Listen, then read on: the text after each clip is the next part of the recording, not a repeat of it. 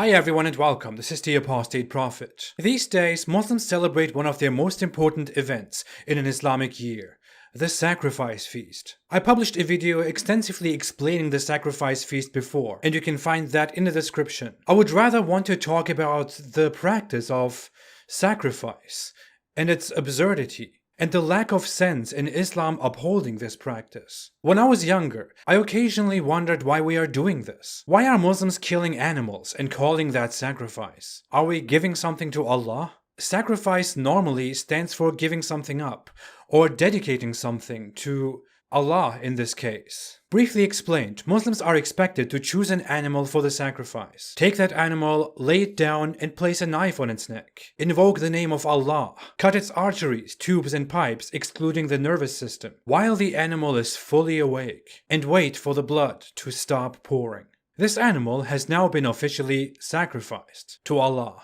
The meat taken from that animal is split in 3 parts. One part goes to the one who commits the sacrifice, the second part goes to relatives, and the third part goes to the poor. Isn't it incredible to imagine the sight of a goat, which is a pretty intelligent animal by the way, just lay there and die in agony while you invoke the name of Allah, because this animal is now losing its blood and life as a sacrifice to that Allah, and later it will be eaten, whatever. I know, the biblical and Quranic story is that Abraham sacrificed a lamb because he was ready to even kill his own child upon God's test. So God gave him a lamb instead and said, "This is for you, kill this instead." But that's why Muslims are now supposed to imitate Abraham and kill animals? Something that they already kill all the time because they want to eat meat. Something that doesn't even take anything away from Muslims, just enriches them in nutrition. Since this entire concept sounds very primitive, Muslim apologists say we don't really sacrifice to Allah. It is just a ritual to remember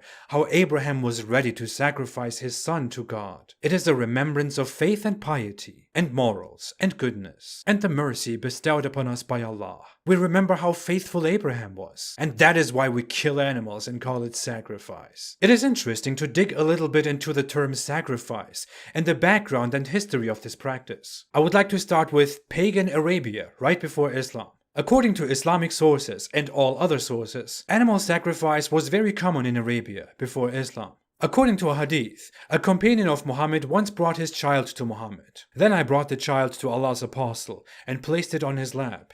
He asked for a date, chewed it, and put his saliva in the mouth of a child. So the first thing to enter its stomach was the saliva of Allah's apostle." Oh, wrong hadith. Sorry. Forget this one, if you can. Okay, this one is the right hadith. When a boy was born to one of us in the pre-Islamic period, we would sacrifice a sheep and smear his head with its blood. And when Allah brought Islam, we sacrificed a sheep, shaved his head, and smeared his head with saffron.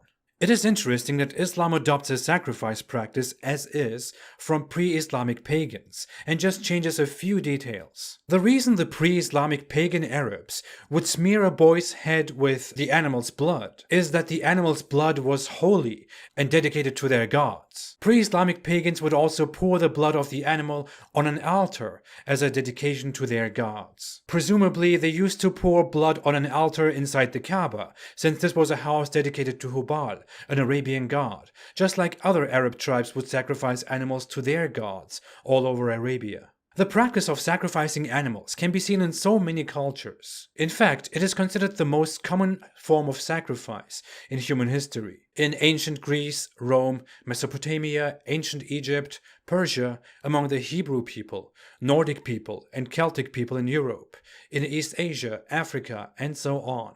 And of course the Muslims. In many cultures, the animal was burned after the slaughter, and no eating took place. This was done because people thought, if we kill animals for ourselves, we should also kill one for the gods. The gods will like that. In ancient Greece, for example, people would kill an animal, pour its blood on the altar, burn its inedible parts, and distribute the rest of the edible meat to the people. Human sacrifice was also quite common in different cultures, although it was much less common than animal sacrifice. And anywhere, in any culture, no matter what form of sacrifice is done, the purpose of the sacrifice was the same: please the gods, or the ancestors, or the spirits. Now it seems like in biblical tradition, when we come back to Abraham, Abraham's story occurs at a time where human sacrifice is quite common in neighboring cultures. And when the story goes that Abraham is ready to sacrifice his son to God, this looks like an idea that is not very crazy at that time.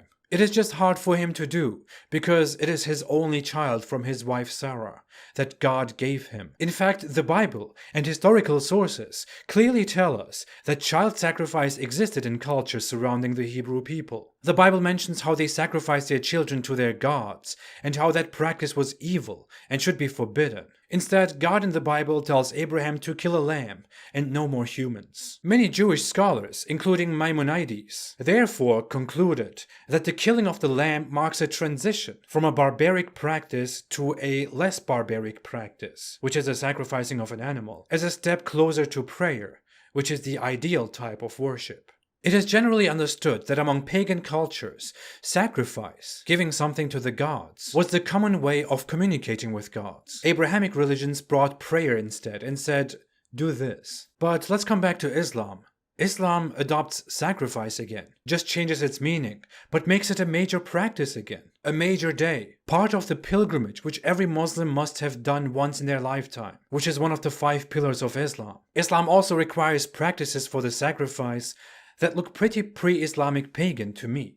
But I will come to that very soon. So, to summarize, we have many ancient cultures, and all of them sacrifice humans and animals in order to share with gods, dedicate to gods, give something up, communicate with gods, show gods that you care about them, which is why you kill animals or humans for them. So they are pleased with you and send rain, victory, blessing, health, happiness. Abrahamic religion comes and says, stop killing humans, kill animals instead. But most importantly, pray. An Arab culture in Arabia is unaffected by that and still continues animal sacrifice to their gods for blessing, just like many other cultures around the world at the time, while being dressed in certain ways. And now Islam comes, takes those practices, including the sacrifice, mysteriously makes this a major form of worship again. And here we are in 2019, killing animals and watching them lose their lifeblood and waste away because Allah wants it. Allah wants more blood. Looking at history, doesn't it look like this practice is an extremely primitive practice that should have died with ancient cultures? Why would the Almighty Allah keep this practice up, although the historical basis of this practice is obviously anything but what Muslims claim Islam is supposed to be? How does it make sense to kill animals just because a story in the Bible, adopted by the Quran, tells us that Abraham killed an animal instead of sacrificing his son? How does that make you more pious and remembering of Allah?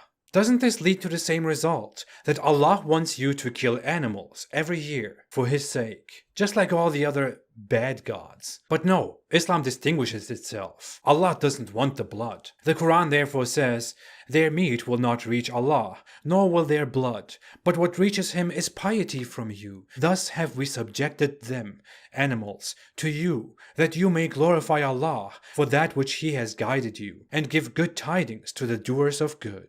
Allah wants you to kill animals for piety and goodness. Why? Well, why not? Also, this excuse is not excuse enough, because as shown in the hadith earlier, Muslims do not only sacrifice animals in order to remember Abraham's deeds, they also sacrifice animals when a child is born. According to Islamic reports, Muhammad said that when a boy is born, 2 sheep should be sacrificed, and when a girl is born, 1 sheep should be sacrificed. Totally leaving aside the fact that Islam typically makes a distinction between the value of a boy and a girl, or a man and a woman, because Islam comes from a man who had a dozen wives for his pleasure. You also clearly see here that Muslims sacrifice animals upon the birth of a child and dedicate it to Allah. Muslims say thank you to Allah or invoke a blessing by making a sacrifice for the birth of a child, by giving Allah a dead animal or its blood. This practice is also adopted from pagans who used to make a sacrifice to their gods when a child was born.